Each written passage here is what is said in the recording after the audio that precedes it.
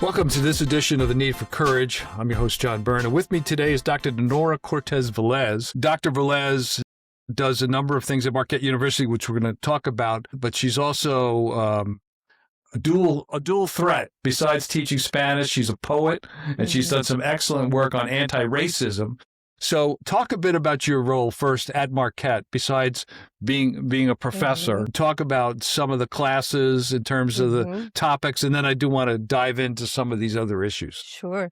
I've been at Marquette for 20 years now, straight out of graduate school in Madison, Wisconsin. And I did a PhD in Latin American literature. My area of specialization is colonial Mexican literature. And I wrote my dissertation on this nun who is an amazing icon, really, for Hispanics. Her name is Sister Juana Inés de la Cruz, and she was born in either 1648 or 1651. There's a debate about that. Right. But we know when she died. She died in 1695, and she was a cloistered nun. And she is our Mary Wollstonecraft, like in the English-speaking world. The mother of Mary Shelley, who wrote Frankenstein, wrote this manifesto of intellectual independence for women. Right. Well, even like about 100 years before, Sor Juana had written a manifesto of intellectual independence for females in the Hispanic world. Yeah. So talk a bit about it. So it's sort of the philosophy of gender is sort of the characterization I've heard. What does that mean other than it's so important, and having raised 3 daughters, I obviously agree, to elevate women to the same extent as men in terms of what they've done for the world and all that. But what does that mean? So Juana she had this fire and this thirst for knowledge ever since she remembered. She says, ever since I realized I had rational ability, I had this passion inside me.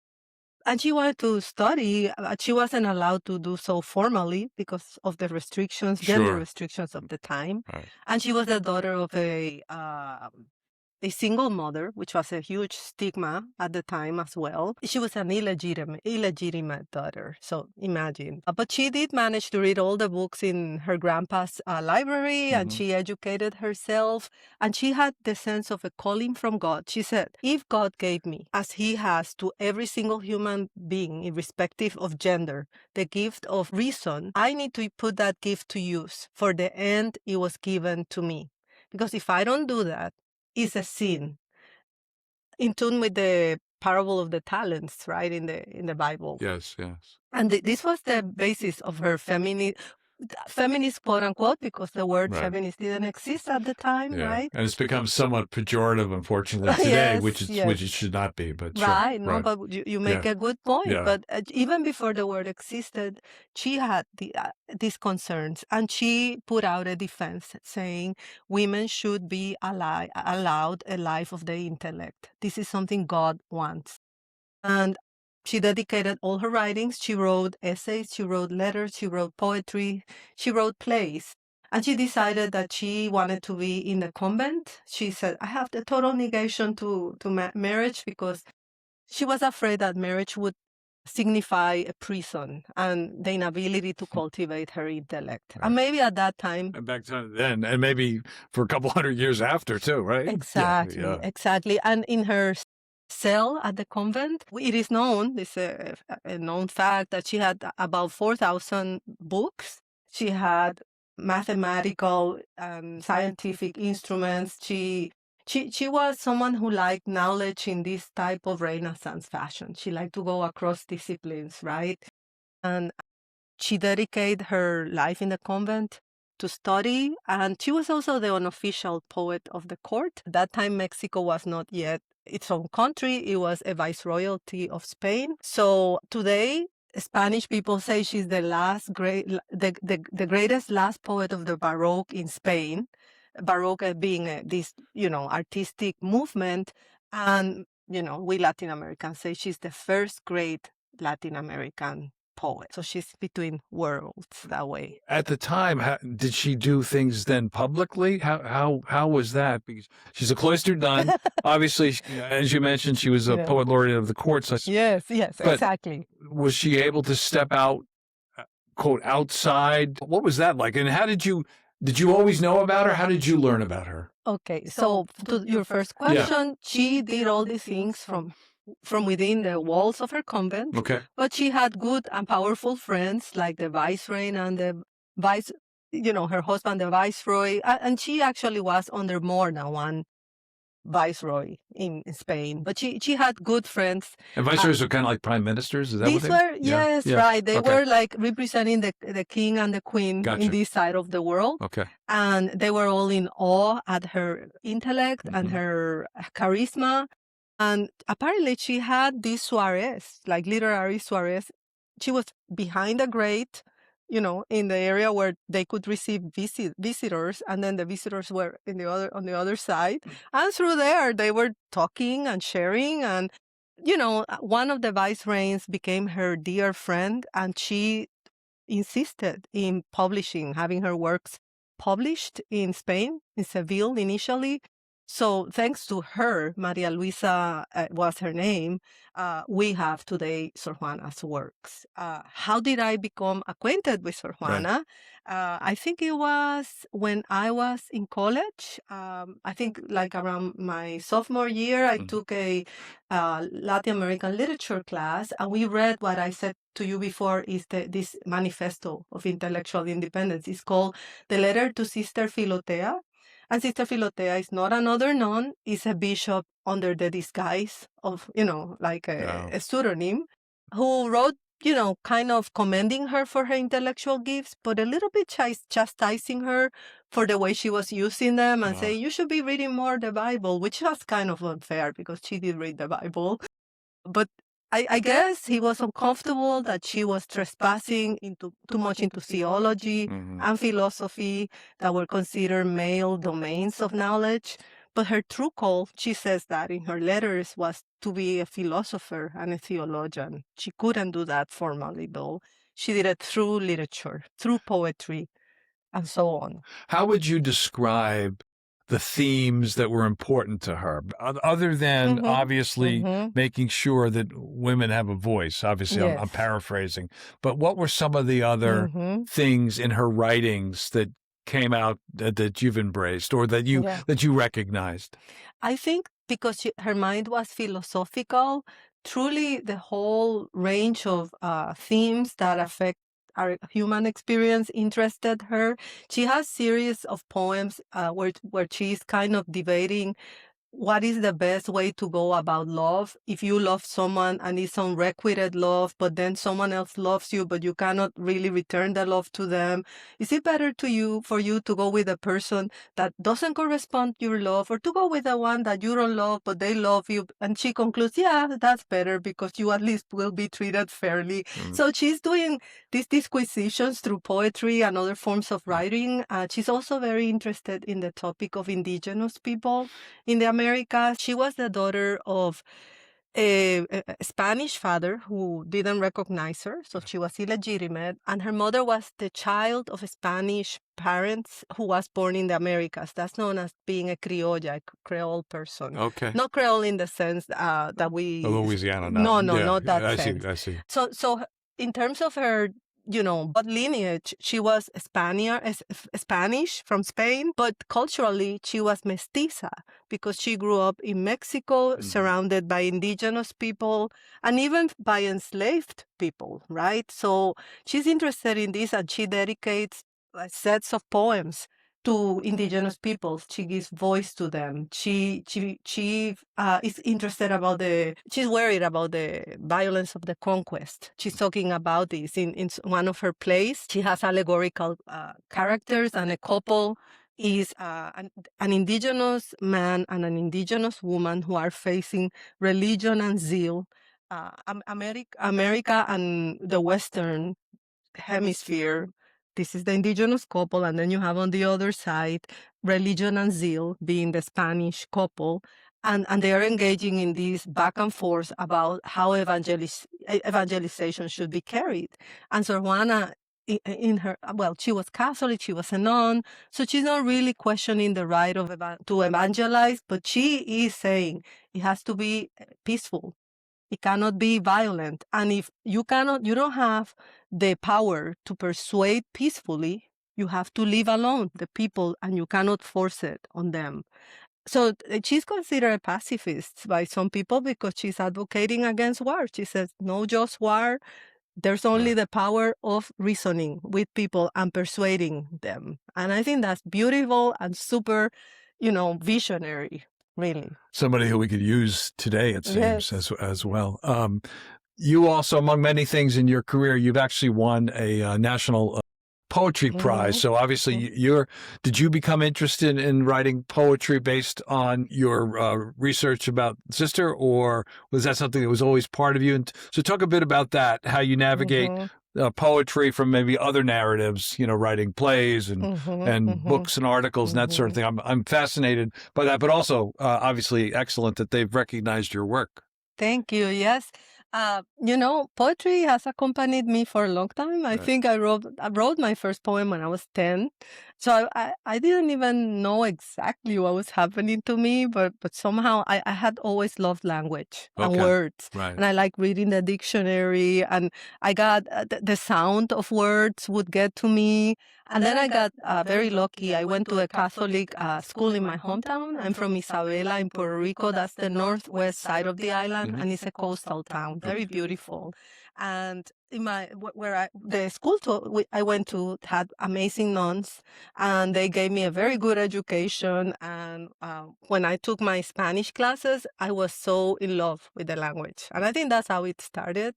And I started loving reading in my classes. And that developed over time, but the turning point was really in high school. There was a nun. She has passed away. She's always in my heart. Her name was Sister Rosario, and she was so good. She was such a masterful teacher, and she took me in as someone she guided, and she would critique what I wrote, and she gave me a sense of craft. That you don't only write out of inspiration, but that it's a craft, and you have to read and to work hard. And that's how I've developed, my love of poetry. And I think poetry truly connects us with mystery, with transcendence, with wanting more than immediate reality. And in that way, I truly see it connected with prayer. To me, they are very similar.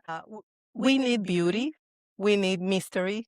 Right? Because otherwise, I think we wilt away without that as a species, So where can people read some of your poetry? Like you have a website. Tell us where we get some of these sources. Some, if they type my name online, some stuff will come up. I don't have an author's website. That's something I would like at some point in the future. And mainly, and this is a reality of being a Puerto Rican writer, Puerto Rico is in this interesting juncture because being, part of the United States for so long, and some call it a colony, right? Being a colonial addition to the United States. We in the island mainly speak Spanish and publish in Spanish. And the publishers in the island, they have lots of financial struggles. Those reflect the struggles of society there, right? So there's not a huge diffusion of the literature outside the circle, Sure, understand. There. But I'm here now, right? So now after almost 30 years in the United States, I'm married to a Chicagoan whose main language is English. I have changed, and I write in English and I write in Spanish, and I have published in both languages, but I am in that caught between languages and worlds, you know what I mean? Like, it is not easy. As an academic, I have more projection because of the platforms in the United States, but when you are here and you write in Spanish, there are not many venues. That's changing. That makes sense. You've also written and researched a lot of anti-racism type issues and an action plan for students. I know that when I took a look at some of the things they're teaching from the heart toolkit, like you to talk about. But talk first about the importance of, especially, shouldn't have always have to say this, but especially now, anti-racism and how what you're working on, what Marquette is doing, is so important. And then how are you bringing those tools to the students? I think like much of what happened with the whole world, the killing of George Floyd truly got to me. It hit me so hard. And I felt I have to do more. I have to do something. Right. And I felt it was a call to prophetic courage and to truly be able. I thought, wow, I do have a platform. I have some power. I have every semester students that are coming and they are hungry for knowledge and they are here for a reason at Marquette, seeking an education. Here at Marquette, there's this whole idea of forming men and women for others. So students tend to very much be in that, mindset. And I thought I'm going to design some anti-racist courses. And basically what we did, I included Jesuit sources too, because I do research a lot of the impact of Jesuit, the Jesuit outlook in education. That is a passion for me. And I thought a course like this cannot simply be theory or reading books. It has to have something experiential. Right. And that's why at the end, the final project was an action plan where they had to, and I taught it more than once. This course is a course on Latin American culture, peoples and cultures of Latin America is the title.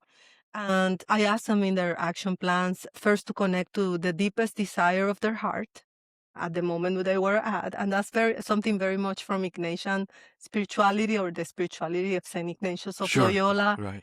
And from that place, I asked them, how do you see channeling that desire, that passion in your heart for the good of the world, midterm and long term, and even right now as a student in Marquette?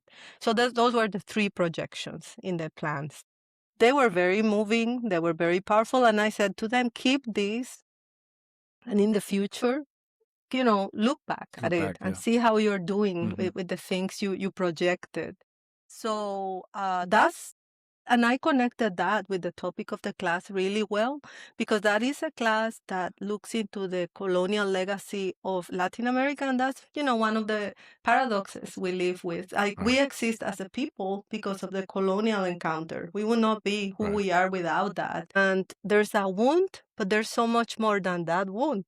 There's beauty, there's art, there's resistance, there's connection of people. So we explore from before the arrival of the Europeans, to this side of the world. And we read indigenous poetry, some indigenous artistic expressions, all the way up to the 21st century and the Latinos in the U.S.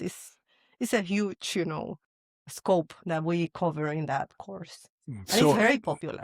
I can't imagine that. It's so important, given the attacks on history, basically, in this country, where some states are reversing and not acknowledging challenging times in our history, which doesn't give you a full picture, as you mentioned. So, I mean, giving students access to sort of pre-colonial time and even during those times, writings, I imagine that must be fascinating for the students that are able to sit and go through all those. Yeah, for instance, they do love, there's a collection of indigenous poetry. And of course, this indigenous poetry, some of these poems date back to the 16th century and the moment Cortés arrived in Mexico and all of that. But they have been intervened in many ways historically, because the only reason we get them is because there were friars and missionaries in Mexico who rescued them and translated them to Spanish. So we're not getting the original source, right? That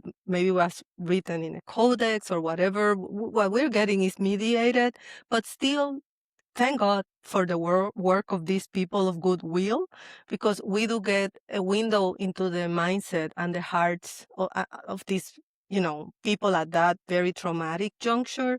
And students are very impressed by one poem that I teach about the trauma of the conquest. And it is very raw. It talks about the bodies that are dead in the streets, people eating anything, even dirt, because they have been besieged, and now they are surrounded by the Europeans, and they cannot escape what today is the city of Mexico.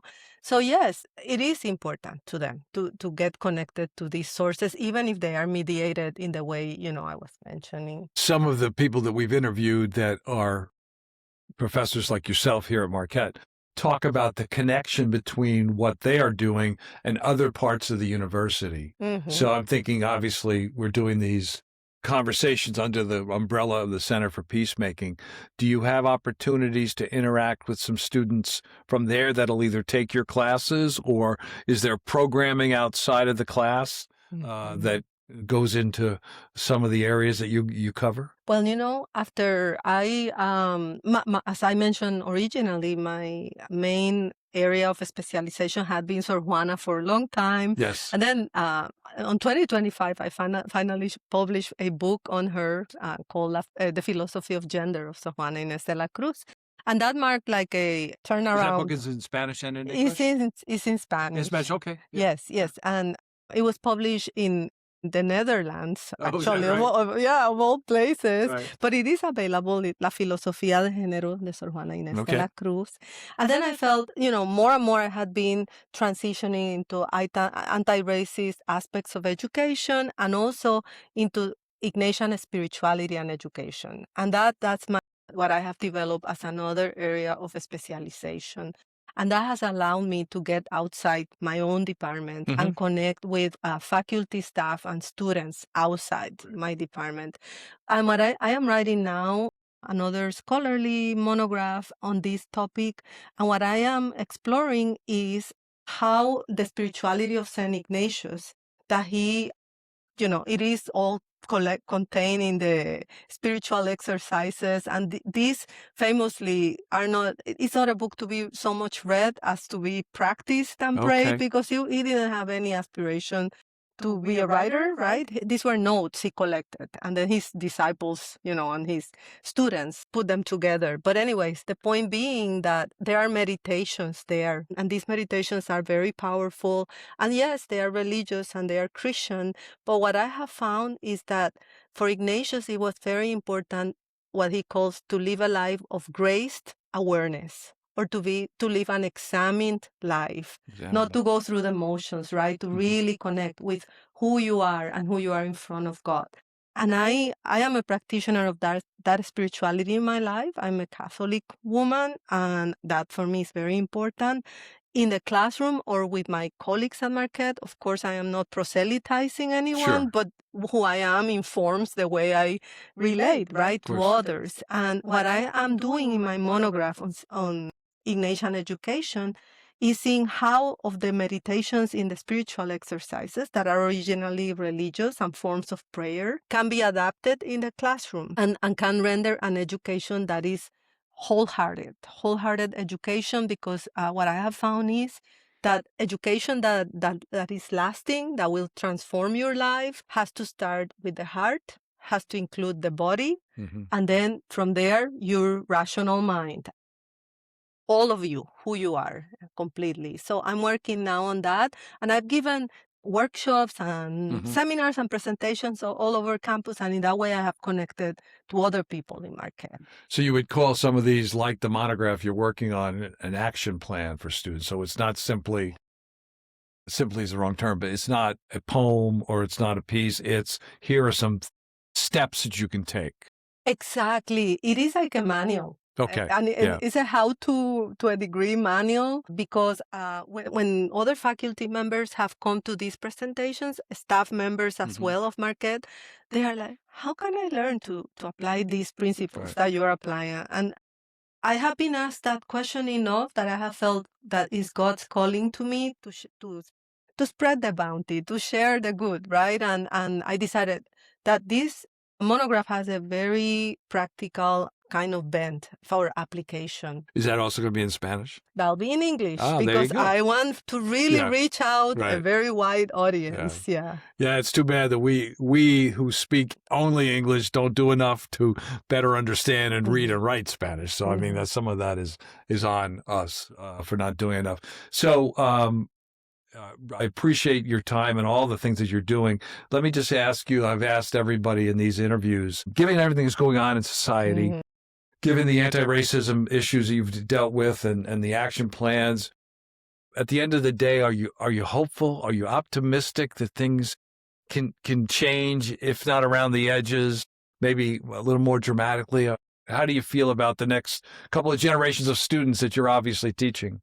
You know, I am hopeful because I figured, and I think I figured this in prayer and also studying, and studying is a form of devotion. So I don't see them as separate, but like I figure that giving into cynicism is allowing yourself to be vanquished. And I did read once a beautiful title. It's not, I don't remember the author, but it said a bias for hope. I do have that. I have a bias for hope because I feel that if we give in to darkness, we are relinquishing before we even fought the good fight, as St. Paul says in the Bible, right? So, yeah, I'm hopeful. I believe all this shall pass. I believe that history has a way to go in a pendulum, and we have these periods of darkness. Right. But I feel history marches to its natural development, and that it cannot be stopped, and that a lot of the dark stuff we're seeing is fear in face of a change that will happen in spite of everything. I share your hope as well, because I think it's so important. The last thing I'll ask you, just about Sister Juana, besides the book that you wrote, is there other source material about her life? You must have looked at some of that when you put your book together. Are there some places that, if people cannot process it in Spanish, that they could read up on her? Because she sounds like a fascinating person. Yes, there's so much. She's such a major writer. Okay. They'll find plenty in English online, but even if they type my name and her name online, I have written stuff in English that is available online. Perfect. Yes. Yeah. She is someone to be reckoned with. Right. This one, she's amazing. Thank you so much for taking the time. And more importantly, thank you for what you're doing. It's so important, not just for those of us that want to expand peacemaking, but just in general, it's such a positive for society. So thank you so much. Thank you. I just want to say that St. Ignatius, who was a peacemaker too, he believed in changing the world one conversation at a time, which I believe and feel is what you are doing with this. So thank you. Well, you're very kind. Thank you.